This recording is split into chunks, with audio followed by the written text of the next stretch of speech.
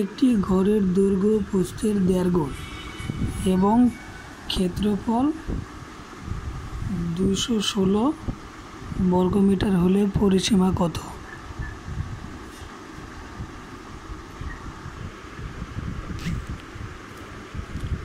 মনে করি প্রস্থ x মিটার, দৈর্ঘ্য 1.5 x মিটার, তাহলে ক্ষেত্রফল 1.5 x স্কয়ার বর্গমিটার।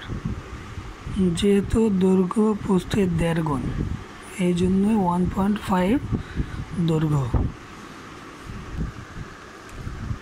এখন প্রশ্ন মতে 1.5 x স্কয়ার সমান 216 হচ্ছে ক্ষেত্রফল, টোটাল ক্ষেত্রফল 216। আমরা এখন বের করব, প্রথমে আমরা বের করব দৈর্ঘ্য।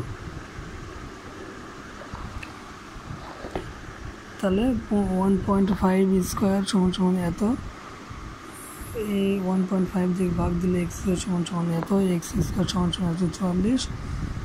অতএব x সমান স্কয়ারটা এবার রুট ওভার হয়ে যাবে, অতএব x সমান 12।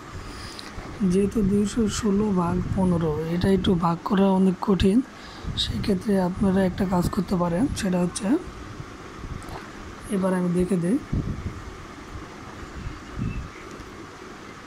216 গুণন 10 ভাগ 15।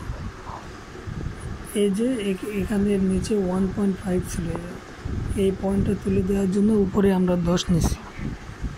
এখন যে 5 দিয়ে কাটি, 5 দুগুণে 10, 3 5 15, 316 যদি আমরা 3 দিয়ে, 3 7 21, 3 দুগুণে 6, 72 দুগুণে 144, তাহলে 144। এমন পয়েন্টের যদি কাটাকাটি থাকে তাহলে পয়েন্ট উঠাই দিয়ে, আবার যদি এখানে যদি পয়েন্টের পর যদি 2 করে বাদ দিতাম, যেমন 1 পয়েন্ট হলো কত আছে 5, এখানে যদি 5 0 থাকতো, তাহলে আমরা এই উপরে আর একটা শূন্য বাড়াই দিতাম। আশা করি সকলে বুঝতে পারছেন। তাহলে x সমান 12, তাহলে ঘরটির দৈর্ঘ্য বেরোলো কত 12, অতএব ঘরটির দৈর্ঘ্য সমান 12 মিটার। তাহলে অতএব ঘরটির দৈর্ঘ্য হচ্ছে 12 মিটার এবং ঘরটির প্রস্থ সমান, যেহেতু দৈর্ঘ্য প্রস্থের 1.5 গুণ বেশি, তাহলে 1.5 18 মিটার। তাহলে আমাদের বাড়ালো কত, দৈর্ঘ্য বেরোলো, প্রস্থ বেরোলো।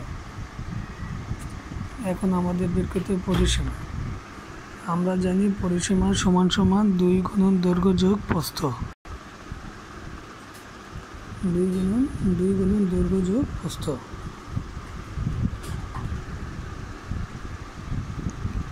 তাহলে আমরা জানি পরিসীমা 2 গুণন দৈর্ঘ্য যোগ প্রস্থ 2, এটা দৈর্ঘ্য এটা প্রস্থ, যোগ করলে 30, তাহলে 2 দিয়ে 30 গুণ দিলে হচ্ছে 60।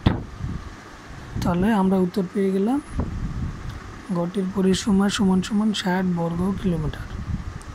তাহলে ঘরটির প্রস্থ হচ্ছে 12 মিটার, দৈর্ঘ্য হচ্ছে 18 মিটার এবং পরিসীমা হচ্ছে 60 মিটার। ধন্যবাদ সকলকে।